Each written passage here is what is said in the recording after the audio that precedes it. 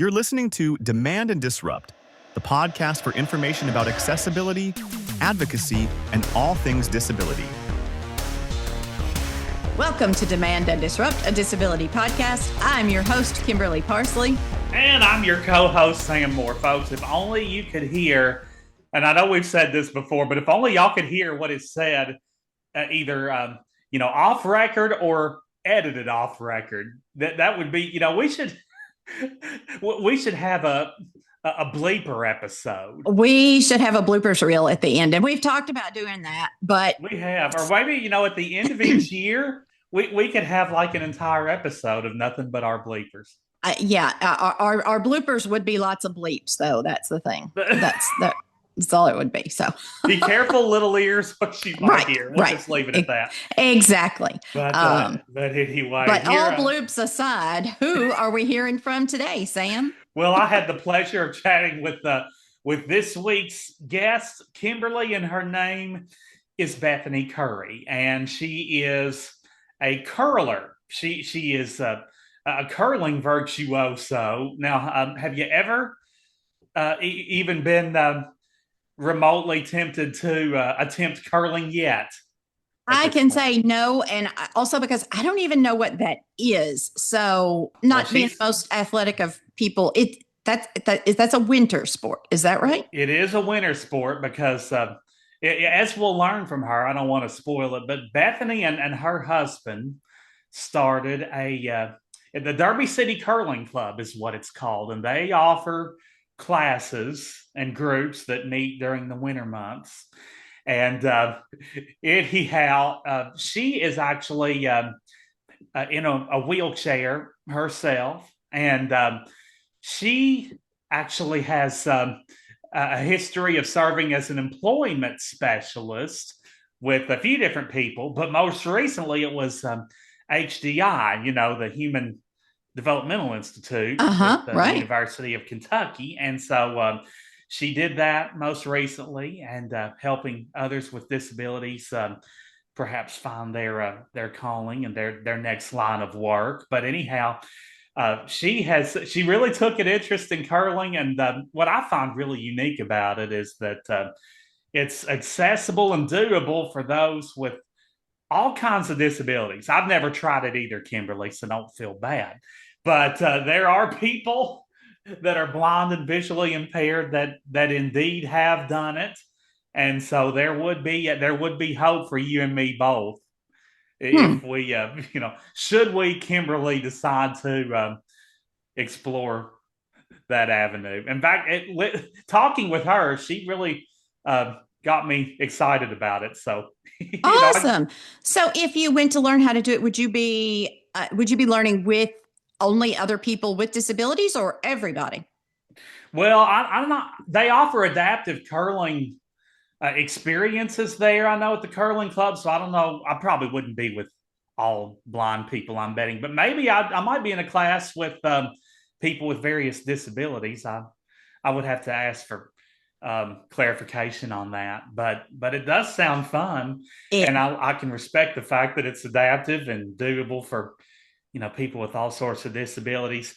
I know most of you probably haven't considered me to be an athlete, and I'm not. I do stationary. I do stationary bike twice a week, and that's about it. And I've never gone nowhere faster. But Olympic talker. That's what you are, Sam. Olympic talker. Olympic talker. Olympic mouth runner. That's me. But anyway, believe it or not, Kimberly, when I was little, we had Challenger League sporting opportunities in Henderson, a few of which I partook in. What is Challenger League? Tell me that. Challenger League, it was, we had it in Henderson at the time. Now I think you got to go to Evansville. They have a league over there. But they invited individuals with all different kinds of disabilities to play. And in baseball, we had folks with autism. We had a few kids in wheelchairs, of course, me being totally blind. And you would play. And in fact, I don't know how they do it now, Kimberly, but back then we didn't even keep score. They let everybody bat and circle the bases. So everybody technically scored. And if everybody for each team showed up, it would end in a tie. Oh, that's awesome. I think that's great. Yeah. So, but anyhow, they adapted for everybody's disability. Some people used pitching machines that they had. Some people used actual pictures. In fact, I started out when I was like 5, 6 years old. I would hit off the tee, so I would know where the ball was. Oh, that's a good idea. Didn't have to have it pitched to me. But anyway, after a couple years of that, Kimberly, I told Dad, I said, I want to hit off the tee. Nobody else is. And he goes, well, I'll have to pitch to you, but we're going to have to work on our timing a little bit. And let me say before I talk about the next venture in the Challenger League, I had even back in when I used the tee, I had a beeper ball, Kimberly. So you'd take a pin out and it would beep at you. Right. You would know where the ball was. And it never traveled as far because it was bigger. I don't think I ever actually hit it over the fence.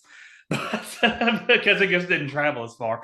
But anyhow, that it got to where when I was ready to be done with the tee, Dad would count to 3, and on 3, he would throw the beeper ball, and I would swing. And eventually, we developed enough chemistry to where after a few pitches, I would always make contact with it. And of course, I could listen for the beat to see when it was, hear when it was getting close, and that was a clue too. So that was how we made it with Dad pitching to me, and I would hit the beeper ball, and so that I enjoyed that for several years in Challenger League, and then I did Challenger League basketball too, which was available in Henderson at the time, and I would have a partner that I would do sighted guide with, which for those of you that don't know, sighted guide is when you basically hold somebody's arm and they guide you where you need to go. And we'd run, we'd do that sort of thing. And sometimes whenever I'd shoot, they would tell me how far away I was from the goal. Sometimes they'd stand under the goal, Kimberly, and clap their hands so I'd know how far away the goal was, and then I could know where to aim my shots. And so we did it several different ways. Huh. Well, that's cool. Which did you like better, baseball or basketball? It's close. I'd probably say baseball because I did it a little longer. I think they discontinued basketball a little sooner, I guess, because the interest just wasn't there as much as baseball. But I enjoyed them both. And I was glad to get to play basketball because I grew up listening to so much of it. Dad made sure that I was a basketball and football fan. The only thing I ever did was horseshoes. Michael would go up, take a horseshoe, and kind of bang it against the what's the stick thing called? I don't even remember. I would probably know if I heard it, but I don't. Right. Yeah. Anyway, the thing you're supposed to get the horseshoe around because this all really stuck in my brain, y'all. And then so he would bang on it. And then when I was getting ready to pitch the horseshoe, he would run fast and far because, you just never knew where I was going to throw it. But I wasn't bad. I mean, I wasn't bad. So whenever it left your hand, Michael would run for his life. Yep. Basically. Run far. So, yep. And I mean, there's stuff like I think I've been bowling because they have those bumpers. Yeah. Whenever so I've done bowling with bumpers plenty of times too.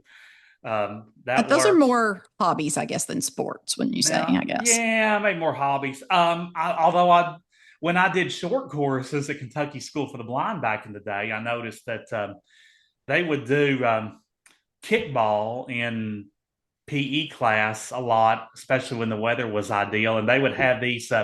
We didn't have these in Challenger League, but at the KSB they had beeping bases, so that you could listen to the beeps on the bases. That's how you knew where to run after you kicked the ball. But that's not what you used when you played baseball. Not what I used. I had a beeping ball, but we didn't have beeping bases. What they just holler, say this here, Sam, this way, this way. Yeah. Dad would, he would holler at me like right here. Right, Stop. there you go. Yeah. But yeah, I thought that was kind of cool that they had beeping bases. Yeah. So much stuff now that there's so much stuff available that we didn't used to have. So I think that's great. Absolutely. Yeah, more than I can keep track of. Mm-hmm. But anyhow, we're all going to learn from Bethany Curry about how curling is possible. I cannot wait. I can't either. And, I know you will enjoy Bethany. She is just full of, enthusiasm and passion for the sport. And if you've got future show ideas for other things that we could talk about, other guests that we can feature, as you remember in the last episode, we tossed around the idea of potentially doing a show from a Major League Baseball stadium like Busch Stadium. That would be awesome. That's something that Kimberly and I would both enjoy. Plus, y'all could hear, no telling what else in the background, like, Stadium Oregon, maybe some fireworks if a home run was hit. Maybe we could actually do it during the game. That'd be kind of cool. That would be fun. But anyway, if you have any other ideas, or if you're a company that sells adaptive equipment and you want to sponsor the podcast, feel free to give us money. There we go. We would love to take your money. Absolutely, we would. And for any other inquiries you may have, the email address is real hard to remember, Kimberly. It's demandanddisrupt@gmail.com. There you go. So reach out, let us know what's going on, what you want to hear more of. Yeah. Some great as ideas. you say at the end of every episode, Kimberly, let's keep the conversation going. Let's do, because Sam, as you know, an Olympic mouth runner. I love it. We need more conversation. That's what we need. Yeah, that we do. Yeah, there's never a bad time for it. There you go. Well, I cannot wait to hear your interview with Beth Curry. Well, I hope you enjoy it. Hope the listeners do too. And give Bethany your full attention. You won't regret it.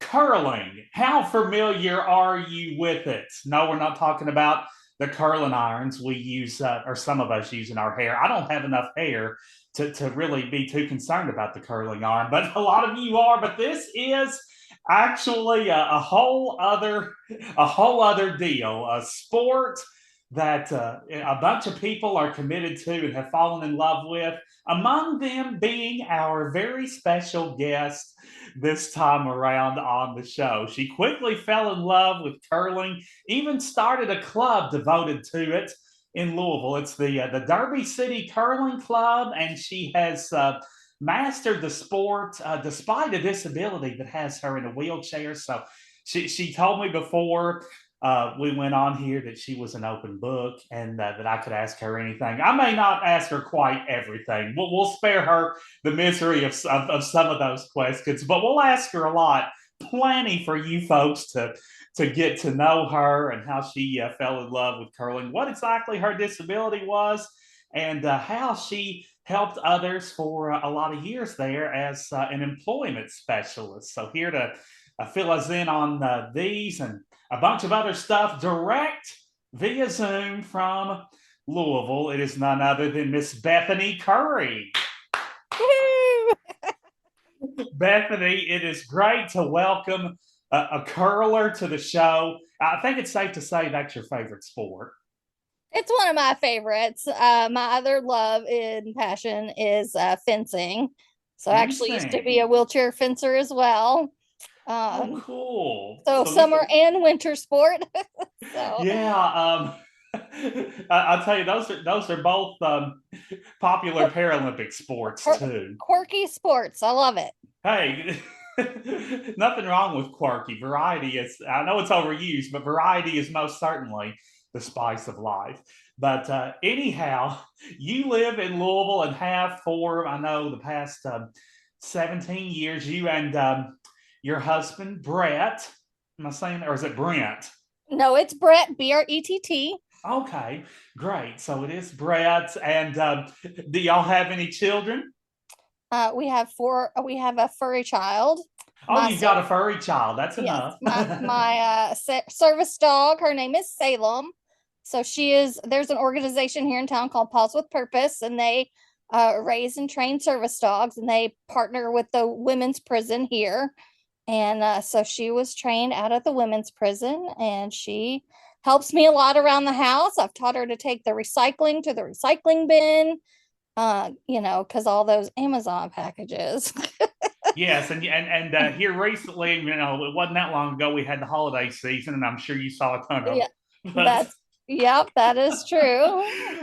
But anyway, it's great that the dog is so helpful and locally trained too. That's always icing on the cake. So you are from Bowling Green originally, right? That is correct. Born and Yeah. raised in Bowling Green, Kentucky. Go Toppers. Go Tops. I second that. I am a WKU alumnus myself, but now you went to high school in Murray, didn't you? No, so I went to Bowling Green High School. Oh, you're a purple. I am a purple. Okay. Through and through.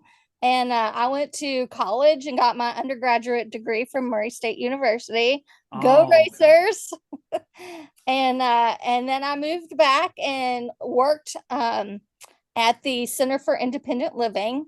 I was a independent living specialist there. Oh, in Bowling Green, And in Bowling Green, that is correct. So I worked with a lot of people with disabilities, and the personal care attendant program that is provided funding by the state and helping people to pay for personal care attendants. I covered the 10-county Barren River Area Agency on Aging District. That's a mouthful. Yes. And after working for about a year or so, I decided to kind of go back to school and get a master's. And so I went to Western and graduated and became a hilltopper. So you've got permission to say Go Racers and Go Tops. Absolutely. Even though they were once big rivals and in the same conference, they're not in the same conference anymore. So you've got a little more wiggle room there, Beth. I do. And my whole family went to Western. So when I was like, I'm not going to Western, I want to move away from Bowling Green, go to Murray State, they were a little hesitant.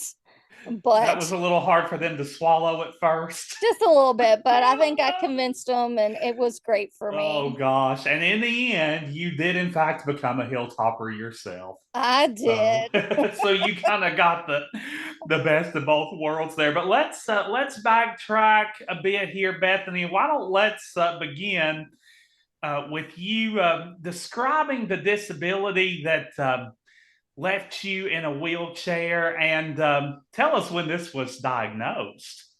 So I was born with a disability, a condition called spina bifida. So yep, that's pretty commonplace. Yeah, so spina bifida affects anywhere on the spine, and it is where your spine doesn't fully develop. So mine was a lower lesion, but so I walked until I was about 8 years old. And but I walked kind of with a strain. It strained my back a lot. Kind of like a limp. Yeah, kind of like a limp, or like a little sway. And my friends were faster than me, so I started using a manual wheelchair, and I've been in a manual wheelchair ever since. Okay, so it's pretty fast, and ever since the age of 8. Yes. Yeah, and it's treated you well. I say, I hear about these wheelchair participants in 5Ks and so forth, and their cohorts on foot are almost jealous of them because they can, beat them pretty soundly around the track as far as time and conquer the race and almost double the speed that their peers on feet can. Have you ever done 5Ks or anything like that, Bethany? Yeah, so I used to do the 10K Classic in Bowling Green, not the 10 one, but like the fun run when it was at Covington Woods Park. I did that when I was, in like elementary school in my manual wheelchair. I have tried to sit in one of those like specialty racing wheelchairs, but I was just not very comfortable with my center of gravity and afraid I I was gonna like understand. fall and like bump my head. So Well, you want to be at least halfway comfortable even when you're racing. yeah. So, But anyhow, but I have yeah, some good friends that race and they love it and they've traveled the world racing and so each to each their own. More happy to them. right. To each their own, and you've dabbled in it yourself. And I figured that you probably had, given your athletic background and passion and so forth. So after graduating from Bowling Green High School, you went to Murray, and you might have said a second ago, what did you major in at Murray? So I majored in therapeutic recreation with a minor in special education. Oh, so you got a little special ed I in do. your arsenal, for sure. And then after working a year for the Center of Accessible Living in Bowling Green, or is it independent? It's independent. It was the Center for Independent Living, Yeah. but the Center for Accessible Living took it over a couple of years ago. So Okay, so that's yeah. so it had a name change since then. Yes. But anyhow, after that 1 year of work experience, you went to Western, got one of your two masters. So what was the first master's in? In public administration. I had some crazy idea that I kind of wanted to go into politics, but I'm kind of glad I didn't. It's not for everybody, is It it? is not. It's not for everybody. Working for the government was not for me. I found that out pretty quickly. Yeah, well, I guess it's good that, at least you came to that realization either, during or maybe shortly after grad school. Yeah. And then I'm guessing that was part of the inspiration behind your second master's. Kind of. So after my first master's, I actually got a job with a nonprofit here in Louisville with the Spina Bifida Association of Kentucky. I was Okay. their program coordinator and doing like activities programming, not like computer programming. Sure. And so I worked with I worked with their activities and I kind of wanted to go back to clinical work. And so I got my master's in occupational therapy from Spalding University. Oh, Spalding. Okay. Yeah. So did you continue to work the whole time you were pursuing that one? I did. I actually worked at Baptist East as a unit secretary. Oh, you were unit secretary at Baptist East. I was, and I loved there. that job. It was great. I worked second shift, so went to class during the day and second shift at night, and did that until I, graduated and then slept the other 8 hours every day. Homework and yeah, exactly. Yeah, and I guess the good thing about the secretarial role, you probably had some time off and on to do homework even on the job, didn't you? Not really. I didn't Yeah. like to do homework on the job. You had plenty of distractions, I'm sure, even when you had free time.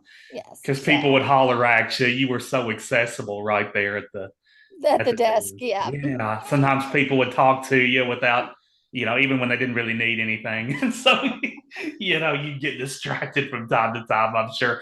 So anyhow, working and going to school with that combination, how long did it take you to get that second master's degree? I think it was about 2.5 years. Okay, well that's pretty good. So it wasn't long. Yeah, while trying to work full time simultaneously. Yeah. What were some of your favorite classes at Spalding there in that second master's degree that you pursued? So I really liked like the activity classes because it kind of leaned into my therapeutic recreation background. Sure. But I also liked like our internships that we went to, like our so we had to do like 3 months at one place and then 3 months at another, and they're called field work. And so I did mine at Fort Knox in their brain injury unit. So that was really cool to get on base and work with soldiers. And I felt really proud to do that. And then Oh, no doubt. my second one was at a hand clinic in Lexington.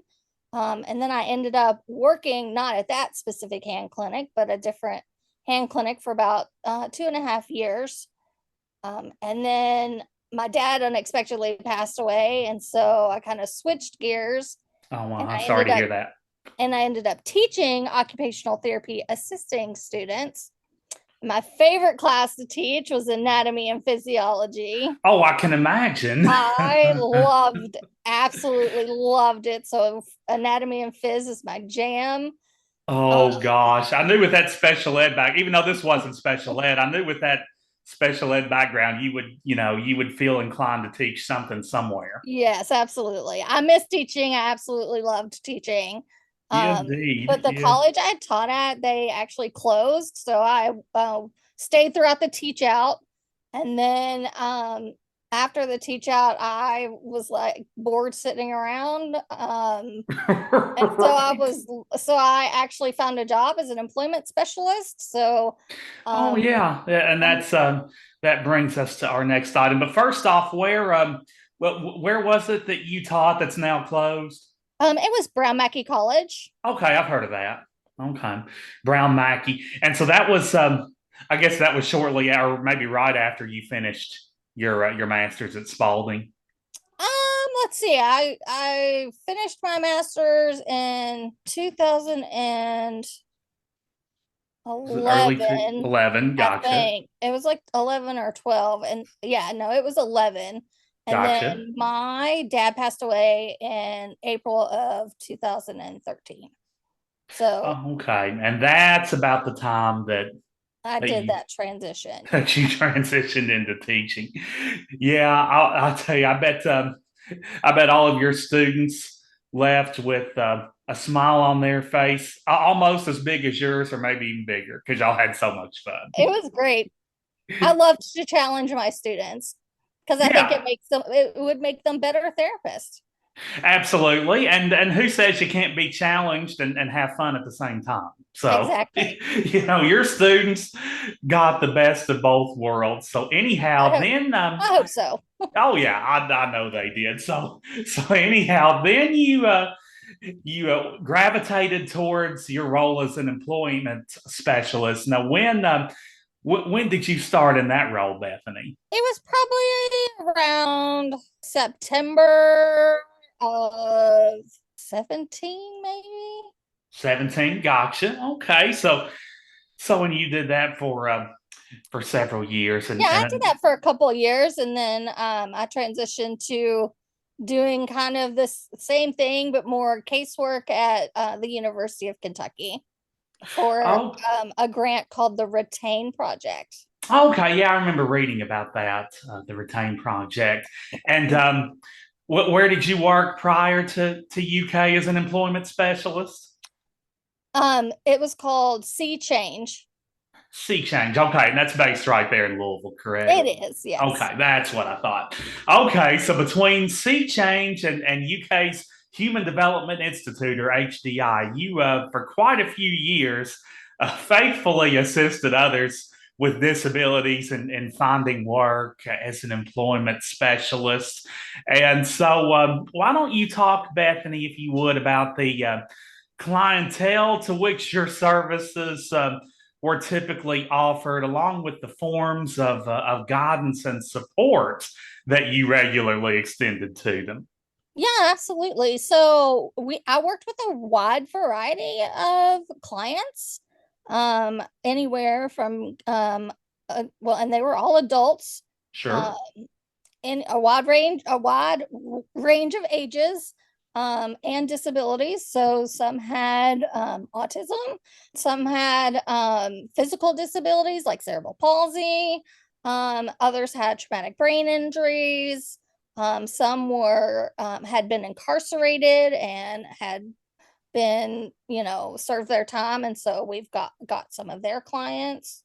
And then I help them find work. I would get to know them and really kind of hone into their skills and try to find them jobs that they would be successful in. And so, to get to know them, we would go and we'd go hang out at the mall or go, to the park or go, observe at different places.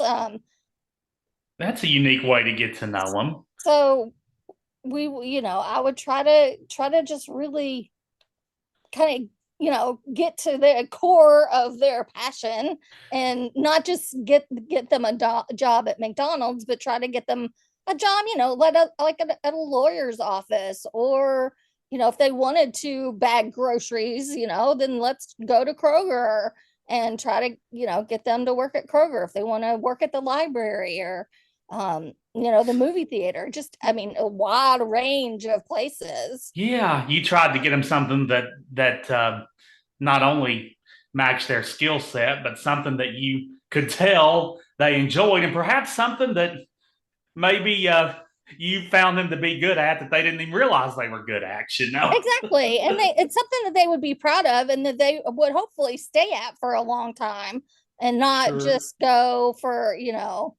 not to just go to get paid on a Friday and not show up the next day, Yeah, not just somewhere they would go and every day think, gosh, how much longer, how many days till I can get out of here? Exactly.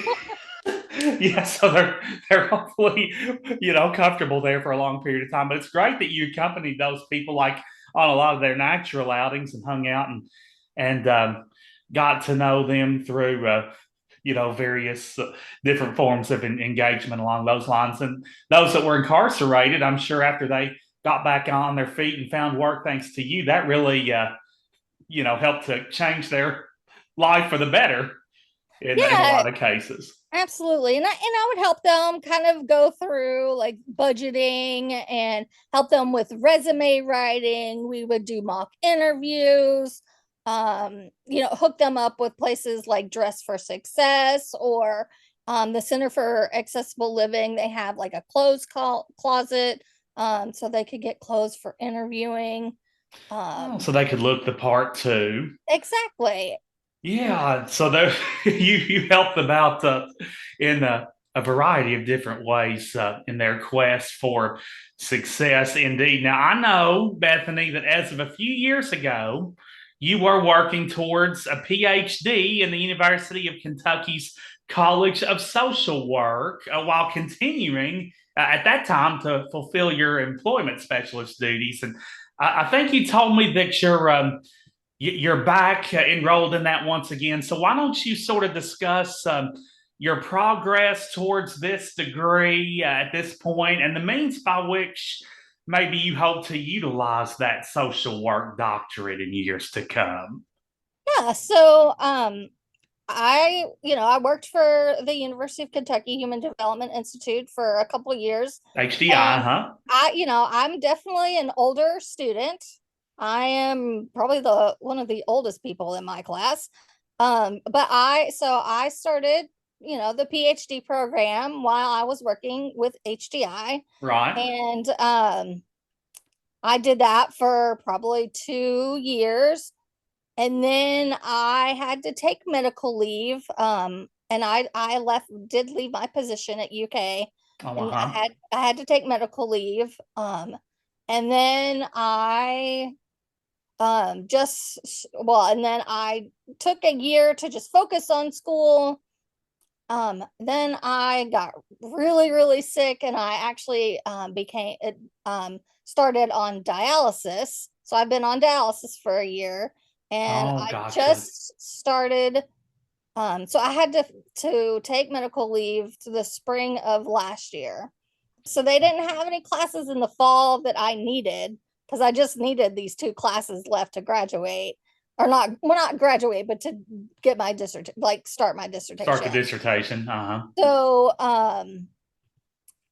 I started back this spring in the PhD program for social work. I hope to, and it's a more of a research degree or teaching. So I either hope to teach or do research or do both. I tell you, Professor Curry has a nice ring to it. Dr. Curry, absolutely. I guess you've sort of already been Professor Curry. That's very true. Now, maybe Dr. Curry's in your future. So you're taking class this spring, and are you taking the 1 or 2 classes? I'm taking 2 classes, but one class is just an hour class, and the other class is 3 hours. So Okay, it's not a heavy load. and you can do most of that online. Well, they're actually in-person classes, and they're on Fridays. So I do go to Lexington. I commute to Lexington on Fridays for my classes. So once a week. Yeah, which is not bad. No, but it's not bad. I do have accommodations to Zoom in if I need to, because dialysis can wipe you out. And Well, this is true. So you do have the ability to Zoom when necessary. That is correct. From home, and you can still, get the benefits of the lecture and things like that. So these 2 classes, then your dissertation, and you'll be Dr. Curry. I hope so. So I'm hoping to be done by like 2028. Oh yeah, because that dissertation usually takes about a year and a half, 2 years, doesn't it? Yeah. But so anyhow, we'll wish you all the best with that, Bethany. I will help you write that for $5 a page. Oh, okay. I'll keep that in mind. I'm not promising you a passing grade, but $5 a page, I'll be of assistance. But anyway, no, all the luck in the world. Seriously, now let's drift into curling, a sport that it didn't take you long to become passionate about, and you've worked tirelessly to popularize it, I know, in the Louisville area. So why don't you first tell us when was it and how was it that you formed an interest in curling, Bethany? Well, so I was a wheelchair fencer for about 4 or 5 years, and I did a lot of competition, both locally and internationally, and I absolutely loved it. But adult things happen, and you have responsibilities. You have to pay bills, so I kind of stepped away to pay bills. I understand. Work and pay bills. And so when in 2000, I think it was 2018, when the USA men's team won gold, my husband and I were watching, and so I started just researching curling, and I was looking for a sport that my husband and I could do together, and curling was something that came up. And the closest place was like Cincinnati, Fort Wayne, Indianapolis. And I was like, I already drove from Bowling Green to Louisville for fencing on weekends, like for 4 years. Like, I want to do something local. Yeah, I'm not feeling another 2-hour drive. Exactly. So I just kind of approached my husband, and I was like, what do you think about starting a curling club? And he was like, okay. He just kind of went with it. I mean, he knows that I come up with these crazy ideas. Oh, that's awesome. So yeah. So we came up with a business plan. My husband's a graphic designer, so he does all our graphics, and he helps with our website. And so we, did our research, met with a couple of ice rinks here in town. There's 2 of them. And then we went up to Fort Wayne, Indiana to learn how to curl so we could teach people how to curl here. And okay, so you made that trip, but that's we did. At least you didn't have to make it repeatedly. That's correct. So, and then we just started. I just put it out there, and we found passionate curlers to start a board, and we started our little club. Yeah, so you watched the U.S. curling team win gold early in 2018, and I think by was it October 2018, your Derby City Curling Club was up and running. Absolutely, and we started to learn to curl classes.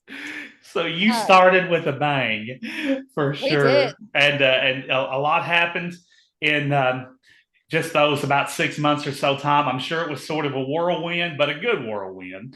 Oh, And, absolutely. and it was a lot of excitement along the way. Definitely excitement, trial and error, learning curves. Oh, sure. Yeah. Figuring out what works and what doesn't, and then that sort of thing. That's always part of it. But anyway, you mentioned you went to Fort Wayne. Why don't let's expand on that a little more, Bethany? And why don't you shed light on the people and the resources that helped you to broaden your scope of curling knowledge and ultimately master the sport? Yeah, so we went up to Fort Wayne and did a learn to curl, like a private learn to curl class. They have a their own dedicated facility up there, and we met with their founder, and he taught us the rules of curling. We played games. We learned how to throw stones. We learned how to sweep from a wheelchair and not from a wheelchair. Well, my husband, learned, how to curl without. Oh yeah, right. Yeah, because you're the you're the wheelchair, shall we say? I'm the wheelchair person, right? So I learned how to deliver stone from a wheelchair. We learned the rules, and we met with a bunch of people, and it was just a lot of fun. It is such a blast. So they obviously have a curling club up there in Fort Wayne.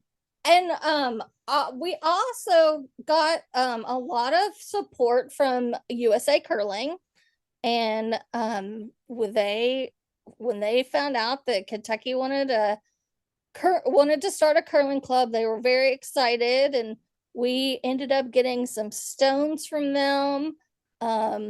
So we had to go to Wisconsin and get their stones, which was fun. Okay, is that where they're based? In Wisconsin? They were based now. I think they're now based in Minnesota. So okay, I figured it was somewhere up in the Great White North. They moved their offices. Yeah. So they gave us a lot of support, and the curling community just came out with support, and it was just great. Yeah, well, it's great that you had all this great education and guidance from the folks in Fort Wayne. Was it just a one-time trip you made up there? Or was it 2 or 3 or 4? Well, so at the beginning it was just one, and then we have been back to Fort Wayne. So a curling tournament is called a bonspiel, and so we've been up there for a couple bonspiels. So curling tournament, and then I'm learning new vocabulary as we speak. Yes. And those are always fun.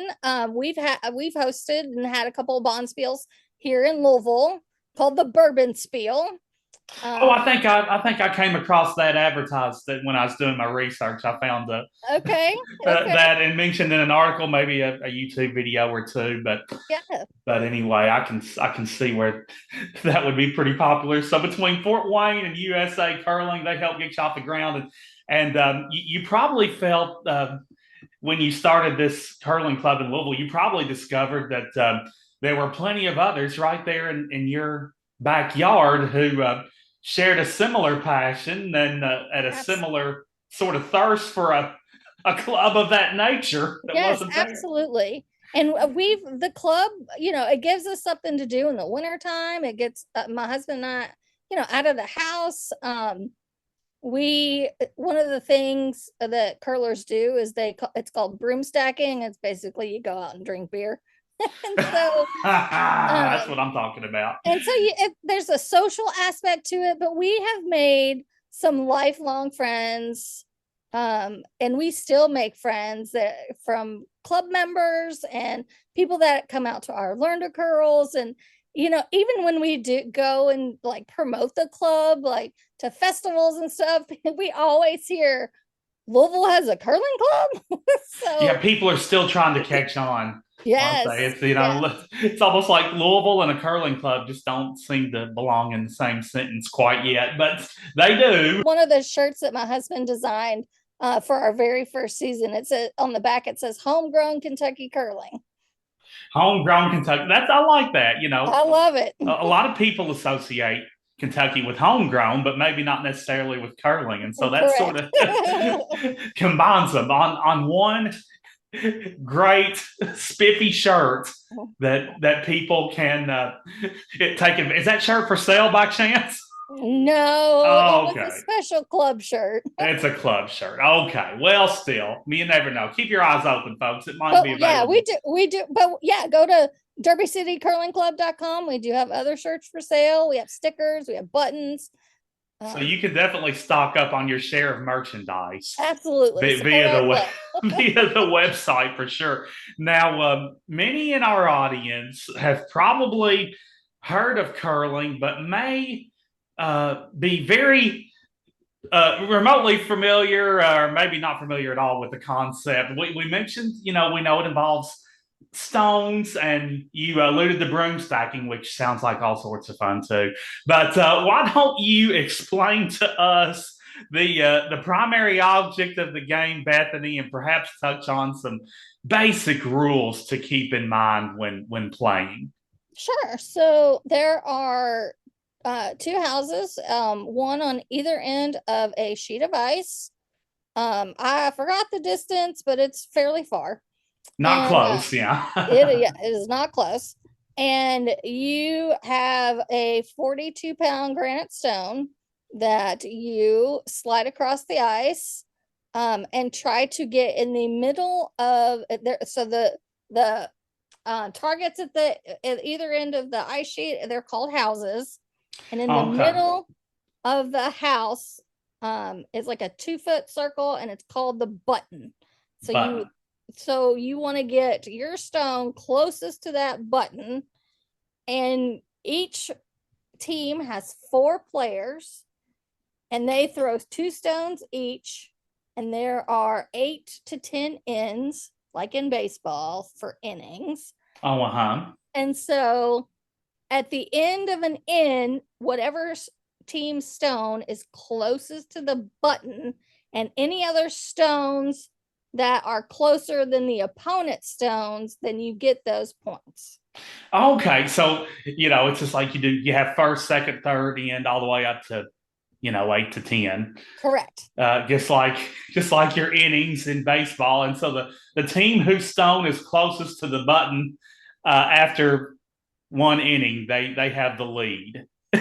Yep, that is correct. They get the points. And so when you throw a stone, you have sweepers. So they are the ones with the brooms.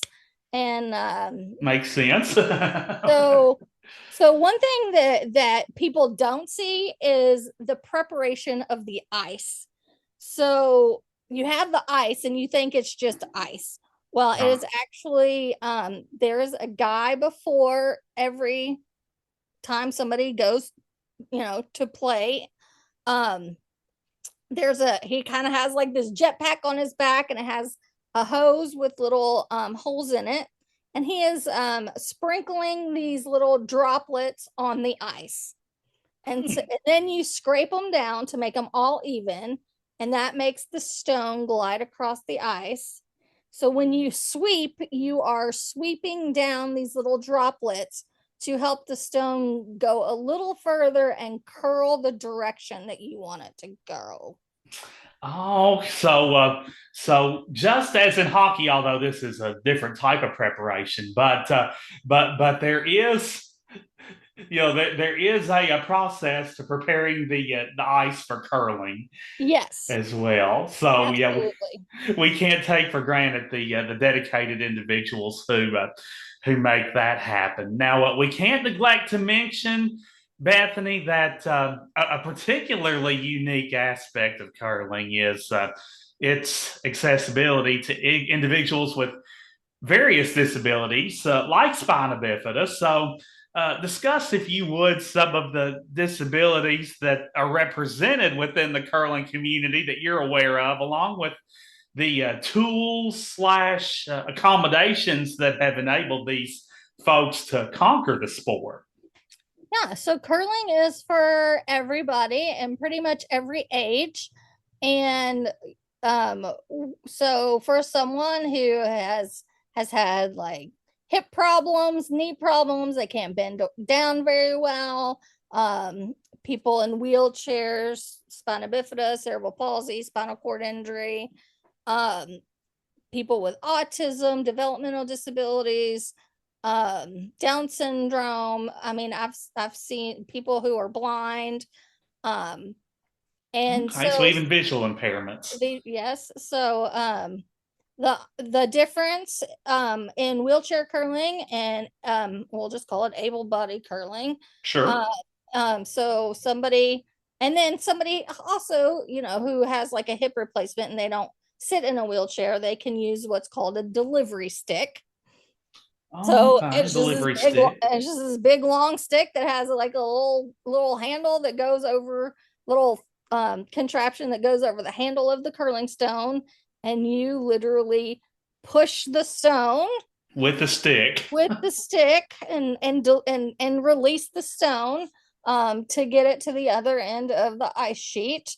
And that's pretty much the only difference is a delivery stick, and either you're sitting down or you're standing up. So for the most part, everybody plays the exact same way. Yes. And let me mention this too, is in wheelchair curling, there is no sweepers, so there's nobody sweeping the ice. Okay, so there's no brooms in wheelchair curling. Correct. Okay. Because it'd be hard to, push your chair and sweep the ice. Yeah. You already got something to push. You don't need two things to push.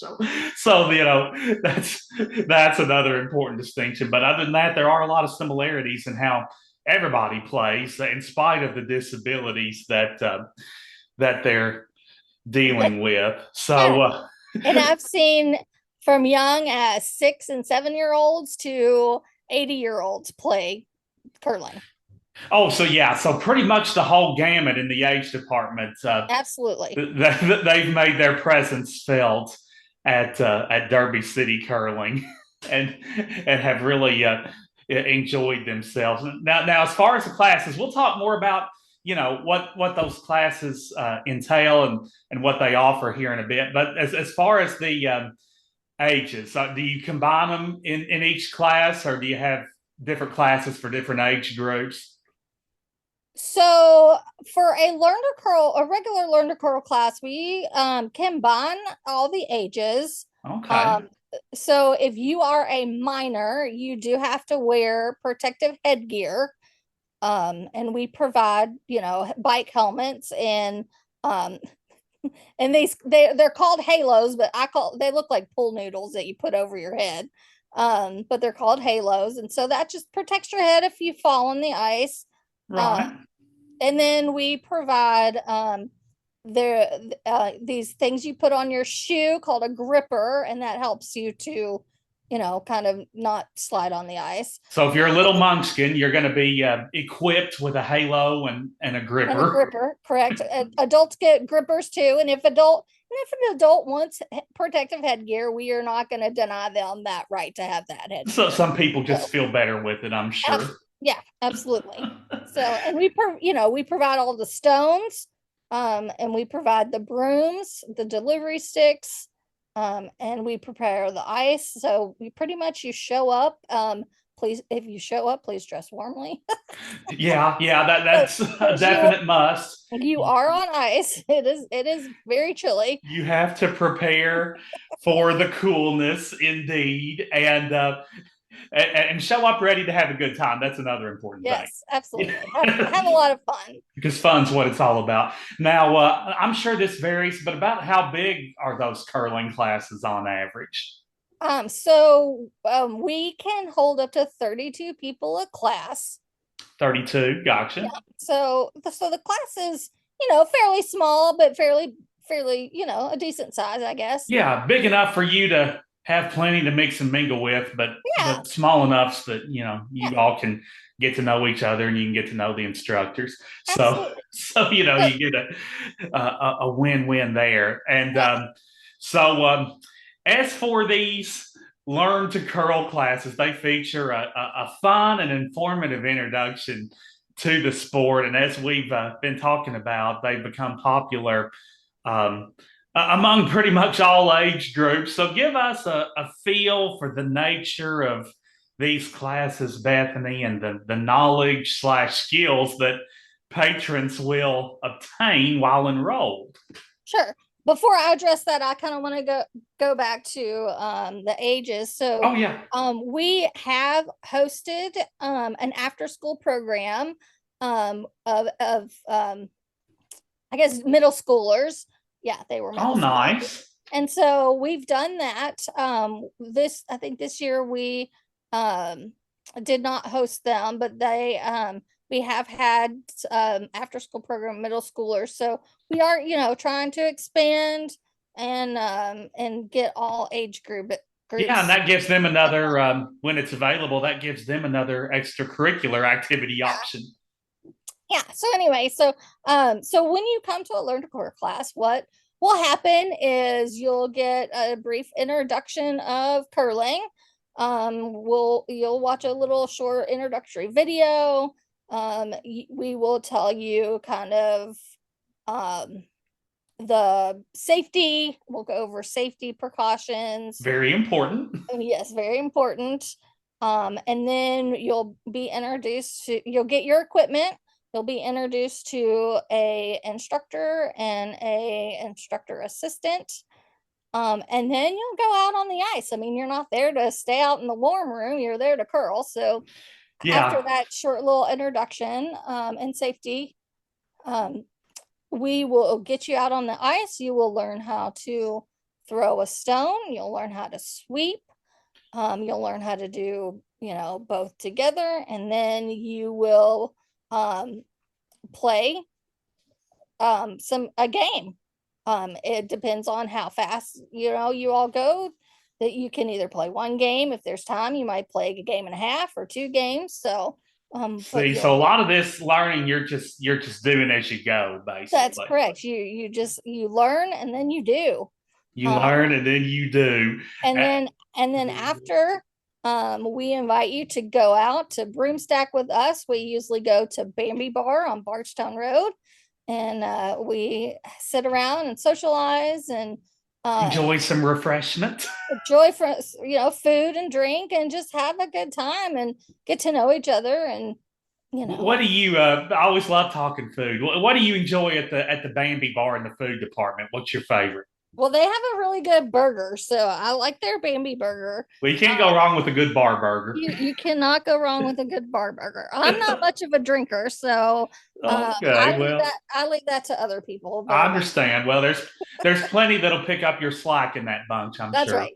But and usually, so when you're at a bonspiel, and you are the winning team, the winning team buys the losers a round of drinks. I think that's how it goes. Oh, okay. So everybody benefits. Yeah, it's been a while since I've been to a bonspiel. There you go. Yeah, but if you win, you get bragging rights, but then you have to buy for the others. Yeah, but you're only buying 4 beers, so yeah, that's not going. That shouldn't break your budget by any means. But anyway, so about how long? I mean, are these classes like 2-hour sessions each? Yeah, they're about 2 hours. Yeah. Okay. And about how long do they normally last? I mean, is it like a few months? So our curling season is usually from the end of November to either the middle or end of March.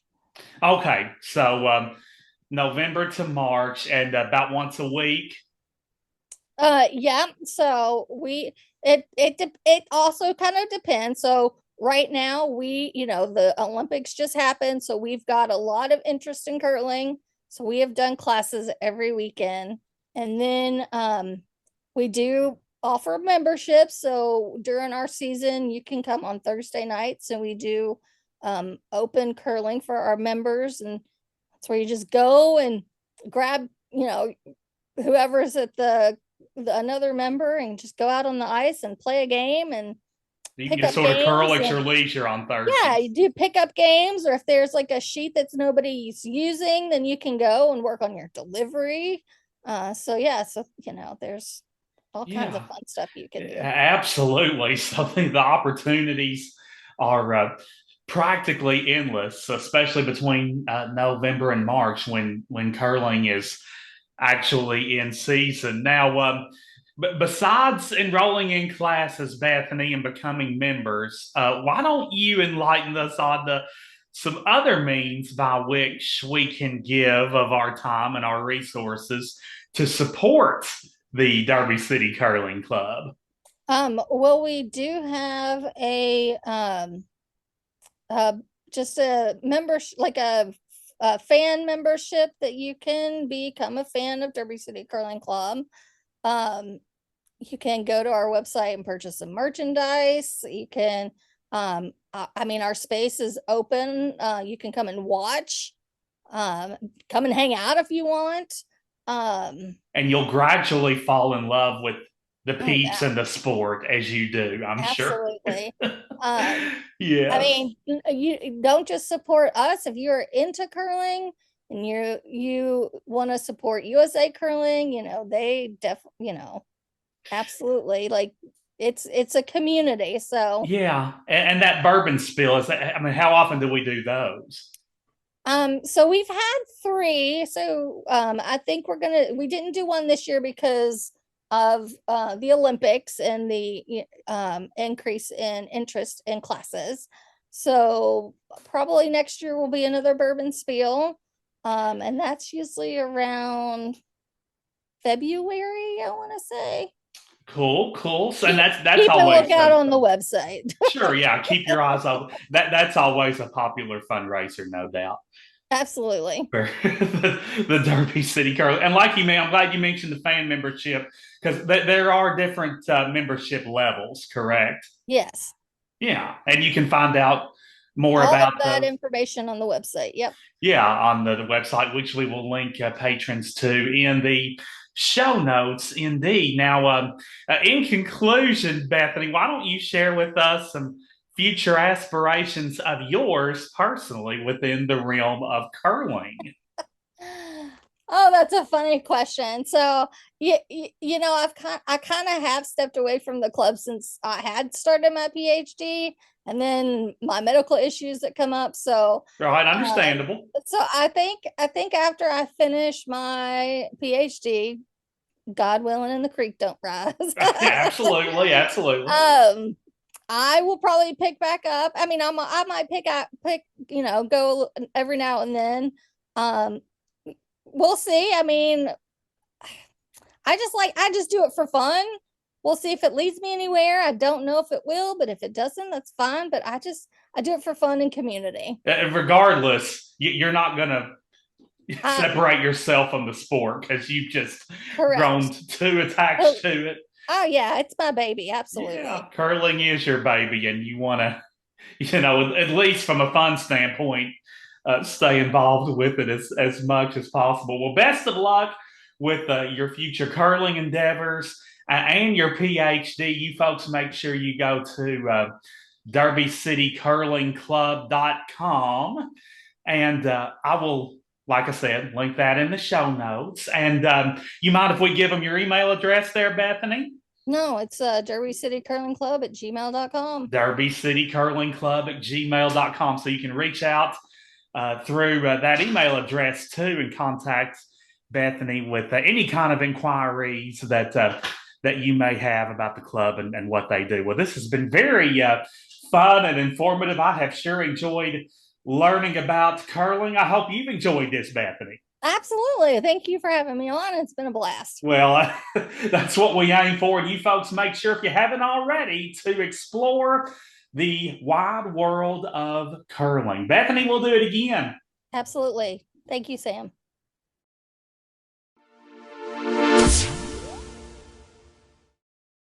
Demand and Disrupt is a production of the Advocado Press with generous support from the Center for Accessible Living based in Louisville, Kentucky. Our executive producers are me, Kimberly Parsley, and Dave Mathis. Our sound engineer is Michael Parsley.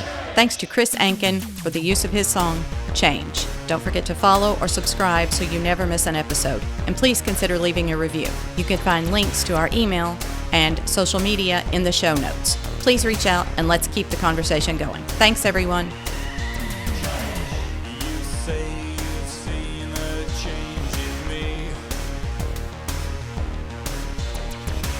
just for once I think I would agree. We both know there's a difference. We've had our curtain call, and this time the writing's on the wall.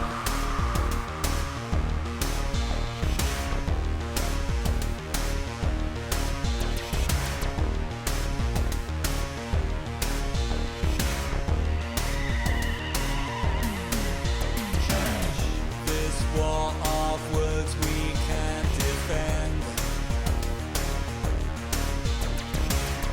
Two damaged hearts refuse to mend.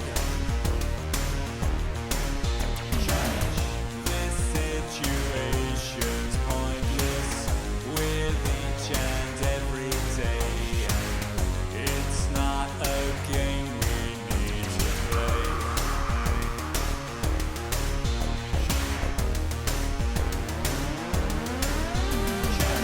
We try to make things better, repair and rearrange things, but each and every letter spells out the need for us to open up our minds and hearts to change.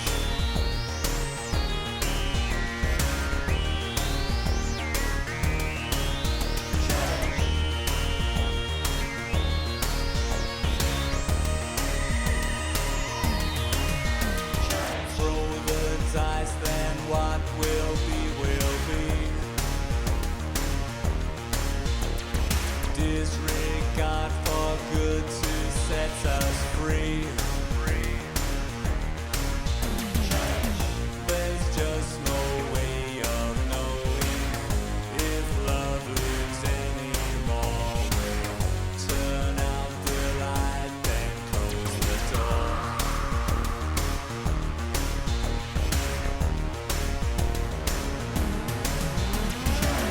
We try to make things better, repair and rearrange things, but each and every letter spells out the need for us to open up